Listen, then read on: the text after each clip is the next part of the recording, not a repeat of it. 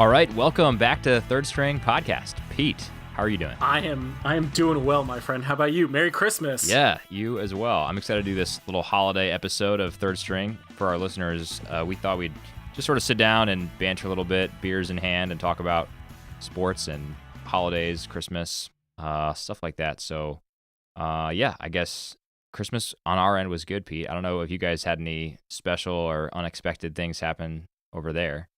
The Christmas presents that we got for our girls were a hit.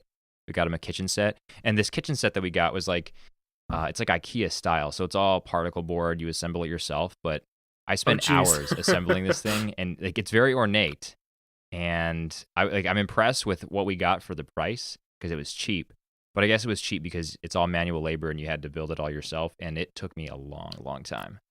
But fortunately, my efforts. The manual labor and the stickers, right? Did you have stickers on this? Be honest. Let me see. I don't think there were any stickers actually. But there were stickers there got were me lots, this Christmas. lots and lots of screws. And like I said, all by hand, and it just took forever to assemble. Fortunately, though, I had the foresight to do this all ahead of time. So this was actually several weeks ago that I put in like a weekend building this thing. I'm exaggerating; it wasn't a full weekend, but I wanted to have it assembled so that when our girls saw it, they could like immediately play with it. Because it'd be way worse to like open up a cardboard box and us be like, "There's a kitchen in there," and Daddy has to spend 5 hours building it before you can play with it. So, yeah, here's 140 pieces. We'll see in 3 hours. Exactly. Yeah, have fun. So anyway, that was a big hit. They like it a lot. So good, man. Yeah. It was pretty quiet on this end. I know a lot of our listeners know that I am an import to North Dakota. Right. We are having some critical wind chills right now. I truly have never felt cold like I'm feeling. Give me what's a flavor here? What's a critical wind chill? So normally they put out wind chill warnings anything below -10 degrees. Holy smokes. Wind chill. Yeah, that's outrageous. And wind chill is a pretty subjective thing that we have lots of debates about up here in North Dakota because the weather is the top conversation topic at any given time. But we are sitting at the ambient temperature today. So this is the middle of the afternoon when we're recording. It is -12 true ambient temperature with a wind chill of -39 right now. So the beer and the eggnog is flowing in my house today. We're watching movies and watching sports and we're in it to win it, man. We're in it to win it. But life's good. We're home. We stayed home for the holidays. I totally understand why scientists need to have a temperature scale below 0 degrees Fahrenheit, but I don't think we need that at all. I think it's all super cold as soon as it gets below 0 degrees, and I think we should just have like the normal temperature scale and then below 0 instead of going negatives, just really effing cold. Yeah, agreed. Anyone who knows me or follows me on Twitter knows that I have a large dog who is named Beamer after perhaps one of the greatest college football coaches of all time. No big deal. But he's a big guy. Mountain curs were used to hunt bears in Canada. And no kidding, I opened the back door and my dog puts his nose outside and turns right around. Like, and nope. Like a champ, he just doesn't go to the bathroom for like 10 hours at a time. He is a champ, but he doesn't mess around with the cold either. Oh, no. And he's built for it. So compare that to a human being like yourself.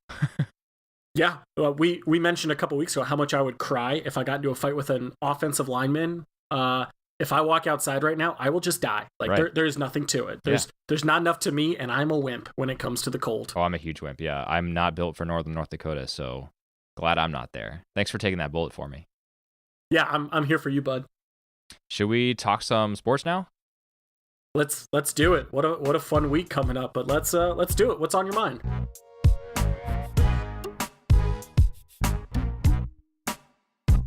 Yeah, I think we'd have to talk about NFL officiating, right?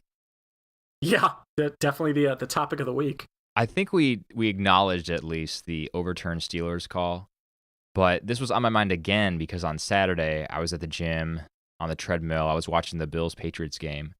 It was an unexpectedly close game, and Kelvin Benjamin caught what was called on the field as a touchdown for a go-ahead score. So this would have put the Bills in front of the Patriots. It was a great catch. It was a great catch. It was amazing. And the announcers all thought it was a touchdown. The referee, who was standing right in front of Kelvin Benjamin as he caught it and watched his feet hit the ground, called it as a touchdown.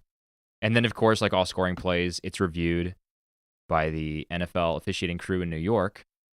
And after a long review, this is probably a 4 or 5 minute long review, the head referee comes back and says, after review, the ruling on the field is changed. It is an incomplete pass. The reason being, the stated reason being, that Kelvin Benjamin's left foot did not hit the ground after he had obtained possession of the football. And if you watch this replay, I mean, I was sort of sickened by the call, because if you watch the replay, you see Kelvin Benjamin tuck the ball. Maybe there's movement, maybe there's not, but it's not totally clear on the replay. It's not clear and obvious, which is the standard the NFL has said they're going to use to make these overturns. And you can see his left foot actually dragging on the ground. You can see the little gray line of AstroTurf being kicked up as he drags his foot on the ground. And on the broadcast, they showed a side-by-side simultaneous view of where you can see him tucking the ball and him pretty clearly obtaining possession of the ball, maintaining control. And then you see the left foot simultaneously dragging along. I mean, it was so clearly a catch, or at the very least, it was certainly not clearly not a catch. I could not believe that the NFL overturned this. It was absurd, and I think the NFL really needs to explain their decision on this one in a better way than what they explained on the Steelers catch. Did you see this play in real time or just after the fact? I saw it after the fact. I can't remember what game I had on locally here, but this was such a big deal. They cut into it. I think I had like Dolphins Chiefs or something, and they showed it and talked about it. And I don't know how much you watch the Fox Sunday coverage, but Mike Pereira is their rules aficionado. Yep. And Mike Pereira normally sides with the officials in New York, that it's whatever it is, that fraternity or just the experience he buys into more. But Mike Pereira was blasting the NFL in New York for this one. And so I don't even care as much that it's the Patriots. I think that's another good discussion we could have after this if you want, about how the Patriots are always embroiled in these controversies.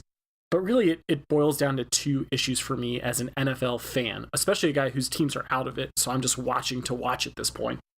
But one, like you said, there was no way, shape, or form that was indisputable evidence to overturn that catch. Right? And isn't that what we stood up the entire replay process for? Is we never wanted to take away from the ruling on the field, give the credit to the official who's watching it in real time with 300-pound linemen running around him, dirt flying up, and he's got to make that catch in the elements with the players. So what kind of a message are we sending to the guys on the field right now? Which is what Mike Pereira was saying, was there's nothing more infuriating than making a good call on the field and the suits in New York taking it away from you. But two, like you mentioned, that they had to give us a side-by-side angle after the fact to show how we could assume, not see, but assume that he didn't have possession based on where his feet were and based on where the ball was. Right. So it's not indisputable. We're making assumptions because we don't have any valid evidence to overturn it. And to me, these kind of things are almost making the NFL unwatchable. Granted, I will still watch it, but now every review, every announcers even are making fun of this review process, that you can never get it right.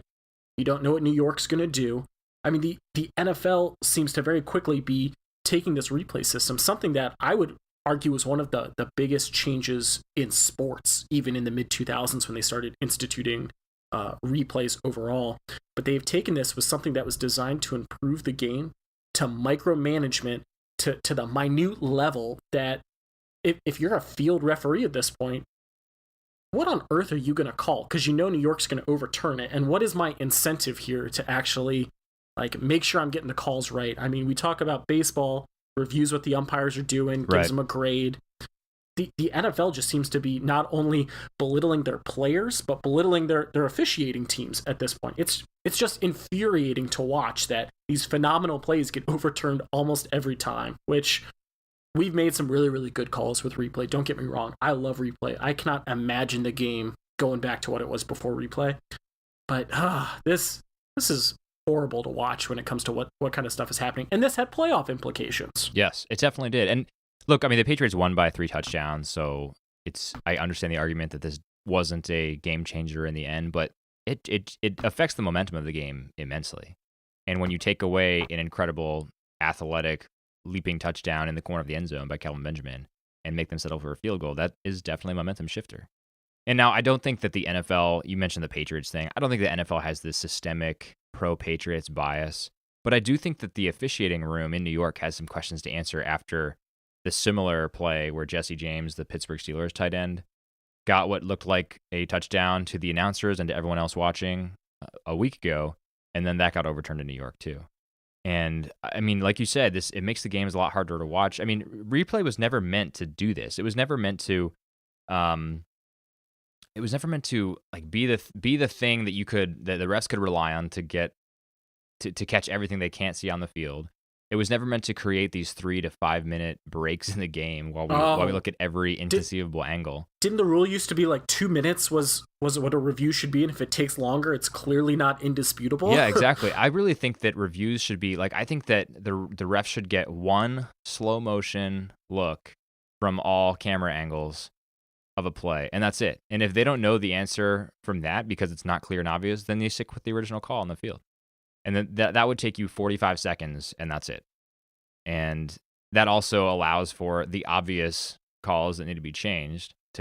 But it allows the original drama from calls made on the field to stand. And that's what is one of the things that makes sports exciting. So, yeah, it's getting tough. On the Steelers play, though, where Jesse James was in, people wrote after that and said, yeah, they do think it's the right call. Because of the NFL rules, but honestly, I looked at the NFL rulebook. I don't see how that is still the right call.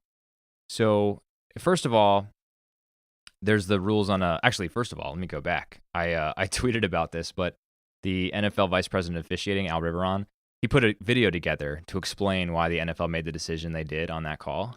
And in the beginning of the video, he goes, "As you can see in this video, Pittsburgh Steelers quarterback Ben Roethlisberger completes a pass to Jesse James." So he said in the beginning of the video that he completed a pass, and he's the guy who ended up making the call that it was an incomplete pass. So he's like explaining that it's an incomplete pass by starting out saying this is a completed pass. Anyway. A little bit of a logical fallacy there. That's okay.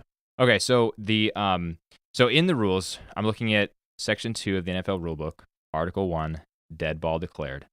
The ball is dead when a runner declares himself down by falling to the ground or kneeling, okay? And clearly making no intention to advance. So in this case, Jesse James caught the ball. Immediately after catching, his knee hit the ground. So if he had made no effort to advance there, dead ball, completed pass, right? Yep. Okay. So the issue is he then tries to advance from there. So we've gone from a stage where we have a completed pass because his knee hit the ground to the point where he is trying to advance. That's a football move, right? Yep. So by the rules, that's a completed pass and he's making a football move. Now, if he had put the football, because all that matters in a touchdown is that the football is over the goal line, right? Correct. So if he had put the football over the goal line, yanked it back, and then a Patriot had knocked the ball out of his hand, doesn't matter, dead ball, touchdown, Steelers. But because he reached over the goal line, fell to the ground, and then lost the ball after it was over the goal line and he was hitting the ground, Al Riveron rules that an incomplete pass, which is just outrageous to me. I don't see how that is the right call.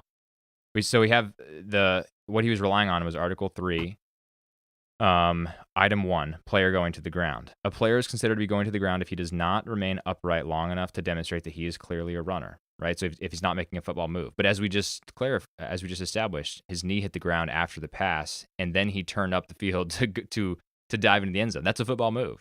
He's not trying to obtain control of the ball. He's making a football move. I mean, it's just, I don't know. It's frustrating. And I do think that 2 back-to-back weeks of these instances where the announcers and almost everyone who was watching it was saying, no, that's a touchdown, and then the call center in New York reverses it to side with the Patriots. I think that the NFL needs to answer for that one. But I'm done ranting now. That's fine. I mean, in 2017, how have we not figured out how to define what a catch is? That play whatever Great game point. you want to play. It's subjective. It's objective. It is just infuriating to me that it seems like as replay has evolved, and I'd argue as players have gotten even more athletic. I mean, don't get me wrong, there are some phenomenal players in NFL history, but look at the Odell Beckhams, the Kelvin Benjamins, like we have some incredible catches that we can just no longer define. I'm not convinced if Odell Beckham makes that miraculous catch he made on Sunday Night Football 3 years ago. I'm not sure if he makes that catch today, if that is still upheld a catch. Somehow we have morphed these rules away from black and white to incredibly subjective with whatever New York, not even the guys on the field, deem as a catch. Yeah. I think it's totally worth noting that the NFL actually stood up a new vice president of officiating this year. And I think we've seen a big change even this year. So our fans out there who pay attention to the NFL, watch out for the name Al Riveron, who is their new senior vice president of officiating. That I think he has taken instead of that 30,000-foot view, that big picture, I'm not going to drastically change the game with the replay review unless it's indisputable. I think he's taken it the other way. And I hate to put an entire league's problems on one guy. Obviously, that's not fair. But I think this micromanagement of the replay system is really destroying the enjoyable part of our sport right now. Yeah, totally agree. Well, yeah, I may have gotten a little too emotional on that, so sorry. Dude, expert level bringing out the NFL rulebook. Ooh, I had to go there because people impressive. I had to go there. Anyway.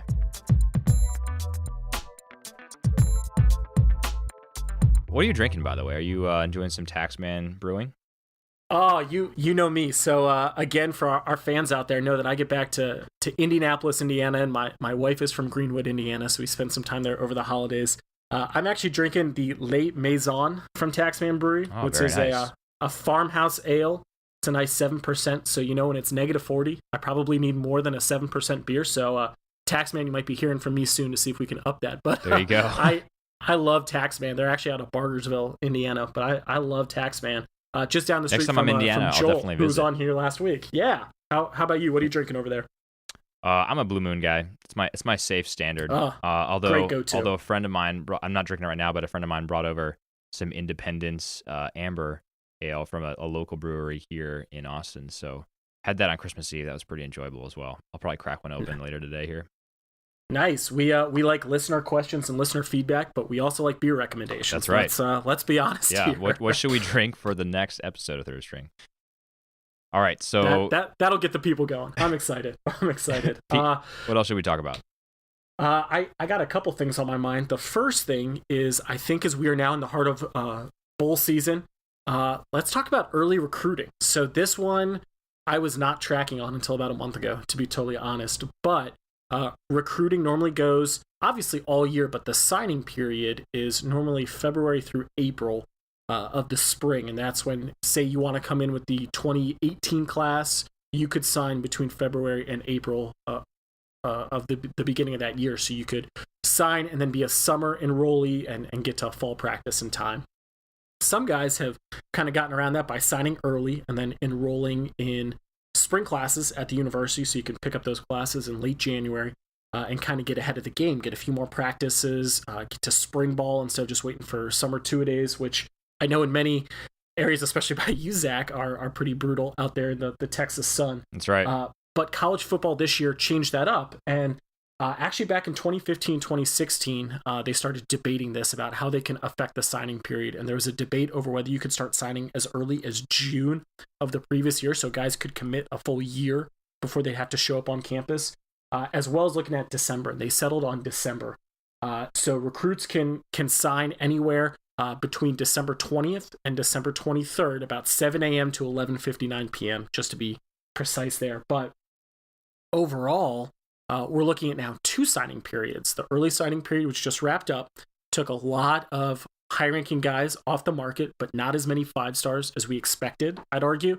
And then we'll look at the February signing period. So this one has been interesting to me. As a guy who did not get good grades in high school, the thought of an early admission process is nice. It would have been nice to figure out what I was doing for college back in the fall.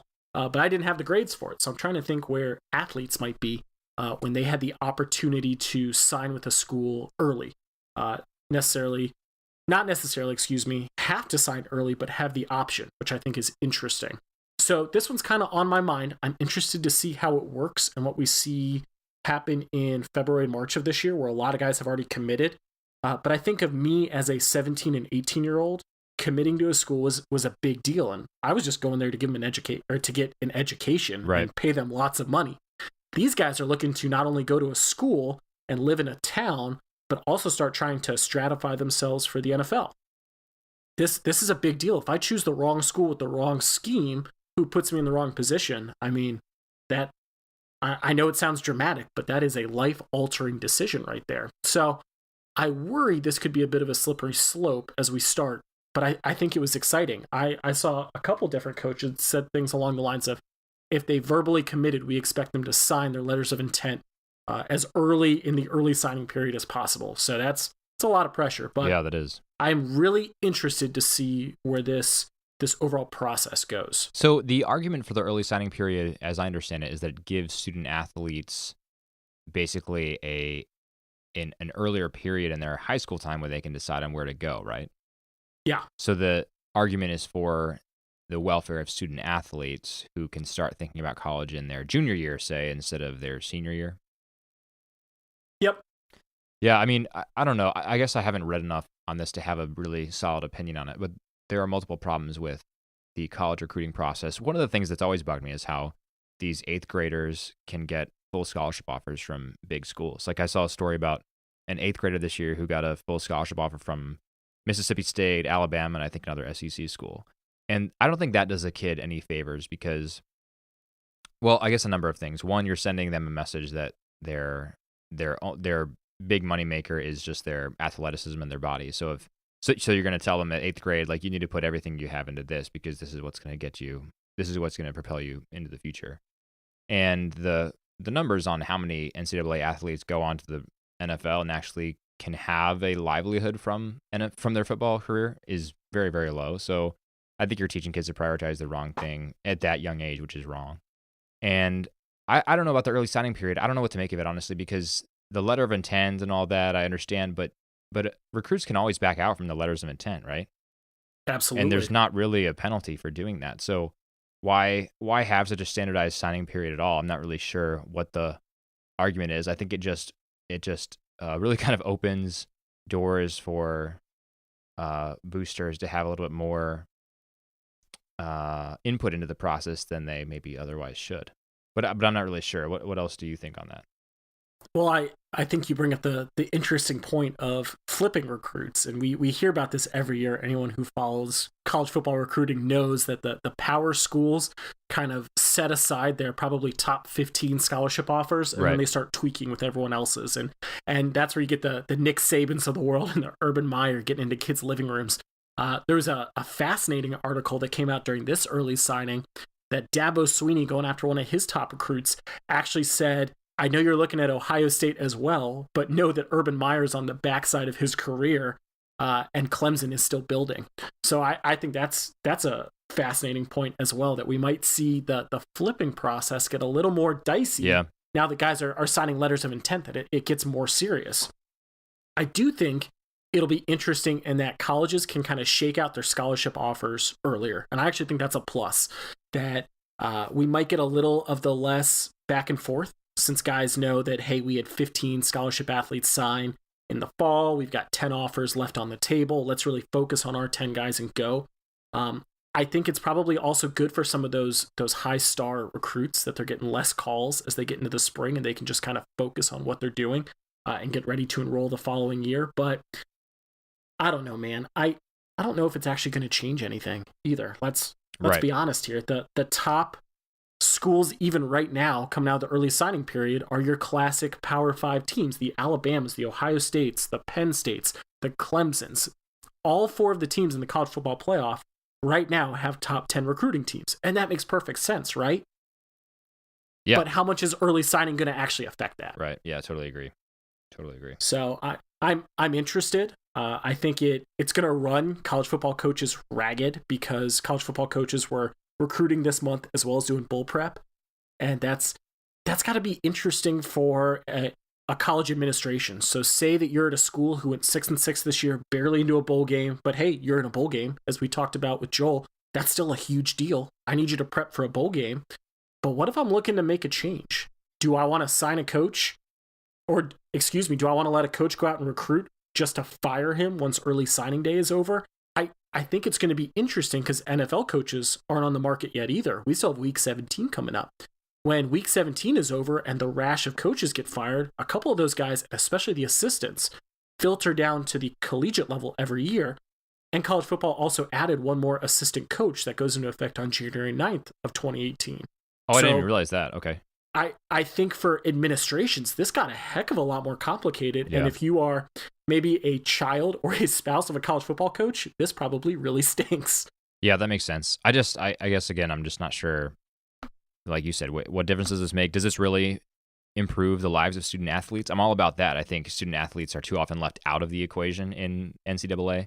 And so if this proposal really does help them, I'm all for it, but I don't see a substantive way in which it does so. So I guess. Well, and it's not going to change the junior college process. Right. I mean, those guys could always sign in December. So it might be just much ado about nothing. I don't know. It's good fodder for us, but I don't really know.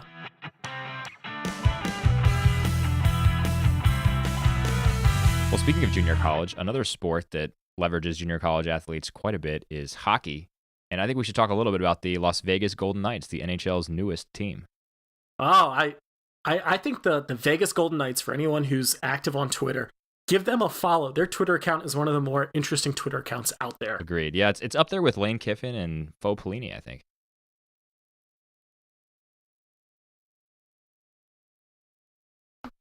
Did I lose you, Pete? Oh, you still there? Did I lose you? No, you're good. Oh, you're back. There, I'm back. Sorry. I was just saying it's up there with Faux Pelini and Lane Kiffin, I think. Well, I don't know if anything really ever compares to Lane Kiffin, but I will accept your point and humbly move on from that. Yeah, I agree. So for anyone who's not tracking on the NHL circuit as much, the Vegas Golden Knights were an expansion team. This is their first year in existence. Because they were an expansion team, they basically were able to draft players from every other team based on a designated list that the 30 existing NHL teams could put out there. So there's a lot of kind of mid-career guys who franchises didn't necessarily want to build around, but we're still talented. And the Vegas Golden Knights signed a lot of them. So they are actually the best starting expansion team in 25 years across professional sports, which I didn't know until I started watching them a couple weeks ago. They also have a 94.3% chance for making the playoffs right now, which is impressive. Yes. The playoffs don't start until May for hockey. The hockey season seems to go on a lifetime. But it's exciting. So, Zach, are you buying the hype on the Golden Knights right now? You know, I am. I would not have said this if you asked me a month and a half ago, but they've actually done better in December than they did in October or November. So it seems like they are trending upwards. And their acquisition in Jonathan Marchessault has been really, really good. He leads the league in scoring. So I think the Golden Knights are for real. I agree. It's going to be interesting, though. So, again, going back to them starting as an expansion team.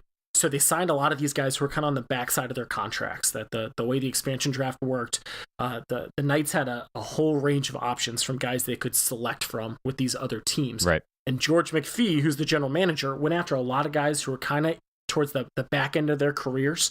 One, for cap space more than anything else, that they're a building team who's going to have to invest a lot in some franchise players here soon.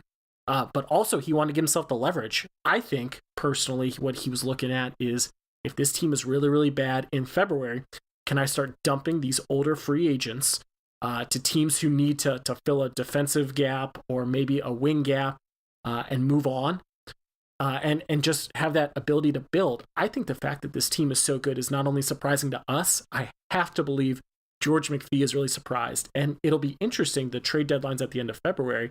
Is he going to try to hold this team together, or is he going to trade away a lot of the good components to build for the future? Yeah. I think in this first year, I'm interested in your take. I think in this first year, he's got to hold on to what he has, because I know you have to build for the future, but you're building a fan base right now. And you're not only building a Las Vegas fan base, which looks great on TV, by the way, and we could talk about that after this. But I think nationally, the Knights are getting a lot of attention. And I think people are really, really interested in a professional sports team in Vegas. And I think you have to send the message that you are all in on this team from year one to kind of give your fans something to buy into. Yeah, I agree. And you know, the Raiders have to be watching this closely to see what kind of a market they're going to be getting in Las Vegas.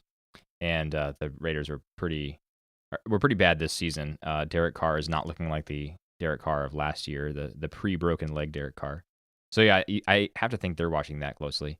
Going back real quick to your point about whether or not this is for real, one thing to watch is the strength of schedule for the Golden Knights. They haven't played really good teams so far this season, so I expect the win percentage to go down a little bit, but I still think they are playoff bound, and who knows what can happen in the playoffs. It will be a fun storyline to watch for sure.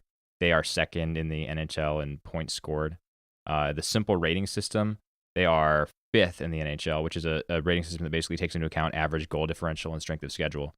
So if it weren't for their weaker strength of schedule, they'd probably be a lot higher even in the simple rating system. So I think they are for real. We'll just see more than a flash in the pan, but more than watching them in the playoffs. I'm mostly just interested in following the Golden Knights on Twitter. Yeah, it's a good follow. So I got to ask you, while we're talking about the Golden Knights specifically with the Raiders coming to town, there have been a couple debates I've seen on ESPN, I've seen on Bleacher Report, and a couple other good Twitter accounts have talked about the Vegas flu. Have you heard of this phenomenon? I have not. What is the Vegas flu? The Vegas flu is something that anyone who has been to Vegas can probably attest to. The fact that there is no last call in Vegas, so you can keep drinking or doing whatever it is you do in Vegas. This is a family show, so we're not going to get into that. But you can do this all night, and teams and individuals really seem to just slow down and just really struggle to adapt. There's some conversation about the air quality in casinos as they're pumping so much air in and oxygen to keep guys gambling. And at the tables, that some of the workers have actually developed some respiratory problems from being in these casinos for so long. So now people are debating about these fantastic teams who roll into Vegas on a hot streak and don't show up when they play the Golden Knights. And so now people are wondering, is the Vegas flu a real thing? And is this something maybe the NFL needs to worry about when they roll 55 guys making tons of money into a Vegas casino to stay? I saw that visiting teams are staying at the Bellagio. They're staying at the Cosmopolitan. All these great places on the Strip that are really exciting. Are teams going to have to impose curfews? I mean, not even the Vegas Golden Knight players live down on the Strip, which anyone who's been to Vegas knows that not many of the locals live on the Strip. They live out the suburbs, 15, 20 minutes away. But is this something teams actually need to worry about? So this Vegas flu is fascinating to me. I travel to Vegas a lot for work, and this is interesting for me to watch. Man, I don't know. That's interesting. It seems like it stands to reason that if I'm the coach or manager of a visiting team going to Vegas, I'm gonna say we're staying off the Strip to minimize distractions. If you guys want to stick around for a day or two after the game, that's fine. But before the game, we're staying off the Strip. We're minimizing distractions. We'll bus in from 30 minutes away, and we're gonna execute the game the way we need to without the hangovers or late nights that we might otherwise have on the Strip. I don't know about the Vegas flu thing. This sounds a little far-fetched to me that people are just coming in and then getting sick before playing the Knights because of air quality in casinos. It seems like if what's driving this is the Golden Knights' surprising performance against their opponents, then there's not much driving this at all. Yeah, their scoring is at the top of the league. They score in the first period more than anyone else right now, and they get out in front of teams. And I mean, it doesn't matter what your sport is. Playing from behind is no fun. So I totally agree with your point that it's a real thing. I would like to point out that the Vegas flu is not the first flu that we've made up in hockey. Zach, as a Philly fan, did you know that in the late 70s there was actually something known as the Philly flu? No. Where the Flyers were such bruisers that guys were really struggling on the ice and trying to do alternative things to get themselves ready for the game. So a lot of teams started talking about the Philly flu. There was also a Roxy flu back in Vancouver based on a club that was down the street from the main hotel that every visiting opponent stayed at. So you're just validating my hypothesis here that in hockey we create these mythical flus to justify poor performances on the court or on the arena. Yeah, I don't think of hockey players as being the craziest guys in sports, but maybe when you start losing a few teeth and most of you grow up in Russia where it's so cold. I mean, as a guy living in the cold right now, I can kind of understand that and kind of start sympathizing. I mean, they play in an ice arena all day long. Maybe this is a real thing in the minds of hockey players. And maybe that's all that matters, right? Yeah, great point. But last tidbit for you. Did you know the Vegas Golden Knights are actually on their third string goalie right now? Oh, perfect. We should have him on the podcast. So we got to root for him all day long now. Yeah. All day long now. So Yeah, the NHL I think is going to be interesting. Fortunately, we have what feels like about 7 more months till the NHL playoffs really get going. I know it's closer to 5, but we haven't given them much love on third string so far, and the Vegas Golden Knights might be the most exciting thing to come out of the NHL this year at this rate. Well, we're almost out of time. Should we do some quick, almost lightning round style listener questions or shootout style listener questions? Just quick answers on some questions we've gotten from listeners. Yeah, let's do it. All right.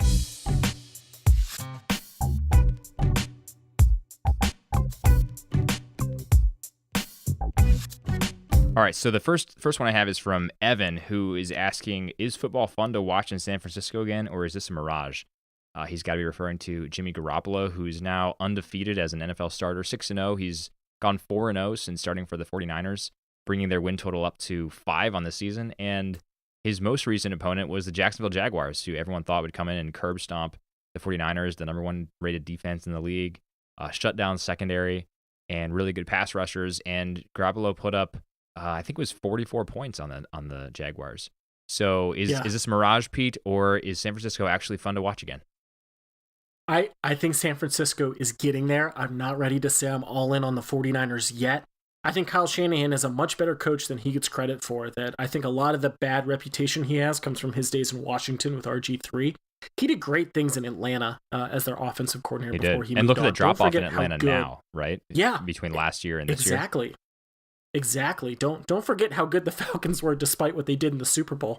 I like Kyle Shanahan. I like the way that franchise is moving. I'm hoping that next year they are a legitimate contender. I don't think it's a mirage, but I'm not ready to be all in on them yet, especially in a saturated California football market. Yeah, that's fair.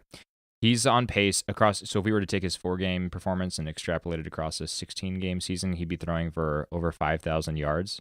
He's got an 8.7 yards per attempt, 5 touchdowns, 3 interceptions. So the interceptions I think are a little higher than if the 49ers would like them to be, but he's completing 69% of his passes. So I think Jimmy Garoppolo is a lot of fun to watch. You watch him, he has a very Brady-esque type of delivery to his passes. His footwork's really good. He's not the mobile quarterback that you might want if you really like a Carson Wentz in Philly, but I do think this is for real, and I think the pairing, you hit on it, Pete, the pairing of Shanahan and Garoppolo is something that 49ers fans can get excited about.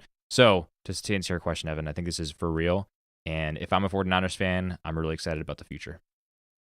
Hey, just to pile on Evan's question there, do you think, he'll never admit it, but do you think Bill Belichick is wishing he hadn't traded away Jimmy Garoppolo? Absolutely, yes, because we all know that Tom Brady is one low, knee tackle away from having his career downward slope begin.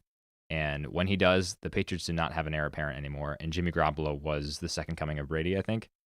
Yeah. And it's more apparent now, and now he's gone. So, and what did the Patriots get in return? A 2nd-round pick, right? It was like a 2nd and a 6th or something. Yeah, and don't forget that Jimmy Garoppolo took that game from the Jaguars and guaranteed the Patriots home field advantage.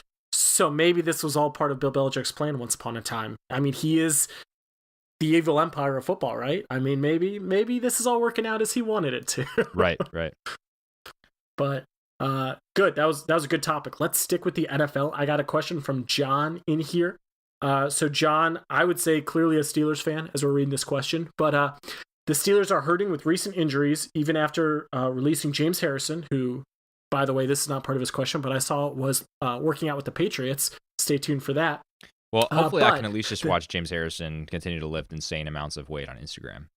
But the Steelers look like legitimate contenders and made the Patriots seem beatable 2 weeks ago, unless, of course, the referees are helping the Patriots. Are the Steelers the only threat to the Patriots in the AFC title race right now? No, this is an easy one for me. I think Jacksonville actually has more tools to beat the Patriots than the Steelers do right now. Because it's all about the pass rush. If you can shut down Brady, you can shut down the Patriots. The Patriots don't have a good defense. So, yes, I think even Blake Bortles, a Blake Bortles-led passing attack complemented by a Leonard Fournette rushing attack is going to find ways to score points against the Patriots. But the Jaguars' pass rush, guys like Calais Campbell, are really, really good. And they're going to be able to shut Brady down. Or they may be able to shut Brady down. And I think if there's a team that can do it in the AFC, it's going to be the Jaguars. I'm going to disagree with you. I still think the Steelers are the only title contender. I think the 49ers showed us a lot about how to shut down Blake Bortles. Granted, he still put up 20-something points, so still legitimate. But I still think the Steelers are the more complete team. I think Jacksonville is on the rise, but if the Steelers can get healthy, and I haven't seen a good update on Antonio Brown's status, if he'll be back in time, the Steelers still have that first round bye. I think they'll be healthy. I absolutely think the AFC title game is going to be played in New England based on a controversial overturned call against the Steelers, and the Steelers are going to make it real. I think the Steelers showed that there are some holes in that Patriot armor. As you mentioned, I agree with you there. But I still think it's Steelers-Patriots. It used to be Patriots-Colts. I still think Steelers-Patriots. Right. I hope that I'm right, because it would just be fun to watch the Jaguars, who were terrible last year, turn around and beat the Patriots. But I don't know. We'll see. Calais Campbell, though, I mentioned, he's their best pass rusher, 14.5 sacks. His teammate, I always mispronounce this, so forgive me, listeners. Yannick Ngakoue, 12 sacks. And then you have Malik Jackson with 8 sacks and a smattering of other folks there, like Miles Jack and Telvin Smith, who have a sack or two apiece. So these guys, and Dante Fowler, I forgot about him, 7.5 sacks. So these guys are good, and they're going to be really problematic for Tom Brady and company. Yeah, I think we can all agree that if people are challenging the Patriots, it's better for football, especially with how early the Patriots locked up that playoff spot this season. It's going to be good if people can challenge them. Yeah, agreed. Well, I think we have time for one more question. So what do we got? This is from one of our most active listeners out there, and this one, now that I'm reading it, we don't read these questions ahead of time. Now that I'm reading it, it's a little offensive to me, but I'm going to read it nonetheless and punt it to Zach because I'm going to cry in the corner here into my beer. From Bob, why are Redskins fans always thinking year after year they will have a good team? Will they have a good team in the future? Man, so maybe the charitable reading is maybe Bob's a Redskins fan, and he's being self-deprecating. He's trying to find a glimmer of hope after another disappointing Redskins season. Man, why are Redskins fans? I think maybe one answer is the Beltway bubble, in that you have a fan base there that is largely transient. DC has a lot of transplants, people who didn't grow up in DC. So while certainly a portion of the Redskins fan base are people who have lived in the Northern Virginia, Maryland, DC area, there's also probably a significant portion of them that are transplants from other parts of the country. And so that might play into it, that they see some names like Kirk Cousins and Kyle Shanahan when he was there and think these guys are going to be good. The Washington Post, also a major newspaper associated with the city, and they tend to talk about the Redskins a lot in their sports section. I know because I lived in Northern Virginia for a while, and they always carried the Washington Redskins sports stories. So there's a pretty active fan base, and I think they just get passionate and excited. And as to whether or not they ever will be good, as another NFC East guy and a Philly fan, I'm going to have to say no. Really? You're going to say no based on what the Eagles are doing? Really? Yeah, we should talk about the Eagles on another episode because they're hurting right now as well. But I think the Redskins do have some key holes. I think Jay Gruden has been a serviceable coach, but I don't think he's been a good coach. I think the Redskins missed out on, making Sean McVay a head coach or even Kyle Shanahan a head coach. I think one of those guys with Kirk Cousins would be putting up a very impressive offensive stat line. And I think Jay Gruden's just not the guy to do that. And then the Washington defense, I don't have stats in front of me to back this up, but I just get the impression that they're choke artists, that every time they have an opportunity to come up big, they don't. And then I think Washington they just don't make the most responsible offseason acquisitions either. So they got Josh Norman, who's a very good cornerback, but they paid way too much for him. Same for a wide receiver like Deshaun Jackson. So I think until you have a better front office, and there was so much front office drama this year too, right? Their general manager just sort of quietly, or maybe not so quietly, but resigned. He was, not coming back to the team. And until you get that stuff figured out, you're not going to see on-field success. Yeah, I agree. This question cuts me to the core, but I think it's valid. That I think the Redskins team in general is they are still living off the Joe Gibbs era, and I think they built such a fan base and that Dallas-Washington rivalry that existed for so long. I mean, the Washington-Philadelphia rivalry was fantastic, and all these things. And the Redskins have been notorious at this point for about 17 years in overpaying for old talent. That you think of some of the talent they've gone after and some of the guys they've tried to build a team around, they just seem to be living in the past so much. And to your point about the Washington Post, great point, that there are days that the Capitals are in the playoffs in Washington.